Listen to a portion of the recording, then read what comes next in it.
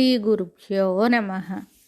श्रीस्कन्दस्तवं वामदेव उवाच ॐ नमः प्रणवार्धाय प्रणवार्धविधायिने प्रणवाक्षरबीजाय प्रणवाय नमो नमः। वेदान्तार्धस्वरूपाय वेदान्तार्धविधायिने वेदान्तार्धविदे नित्यं विदिताय नमो नमः। नमो गुहाय भूतानां गुहासु निहिताय च गुह्याय गुह्यरूपाय गुह्यागमविदे नमः।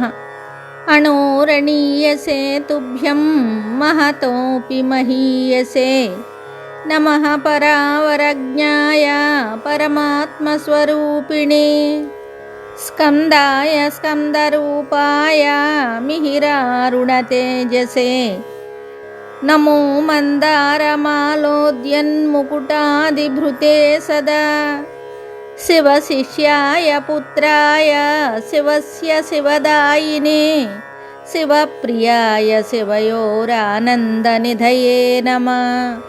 गाङ्गेयाय नमस्तुभ्यं कार्तिकेयाय धीमते उमापुत्राय महते शरकाननशायिने षडक्षरशरीराय षड्विधार्धविधायिने षडद्वातीतरूपाय षण्मुखाय नमो नमः। द्वादशायतनेत्राय द्वादशोद्यतबाहवे द्वादशायुधधाराय द्वादशात्मन्नमोऽस्तु ते। चतुर्भुजाय शान्ताय शक्तिकुक्कुटधारिणे वरदाय विहस्ताय नमो सुरविदारिणे गजावल्ली कुचालिप्तकुङ्कुमाङ्कितवक्षसे नमो गजाननानन्दमहिमानन्दितात्मने।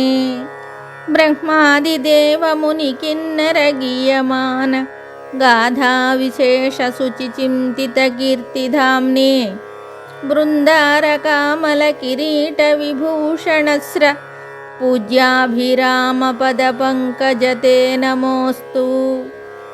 इति स्कन्दस्तवं दिव्यं वामदेवेन भाषितं यः पठेत् शृणुयाद्व्यापि स याति परमां गतिम्।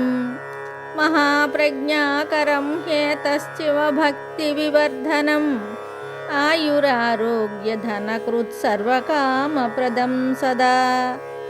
इति श्रीशिवमहापुराणे कैलाससंहितायाम् एकादशोऽध्याये वामदेवकृत स्कन्दस्तवं सम्पूर्णं शुभम्।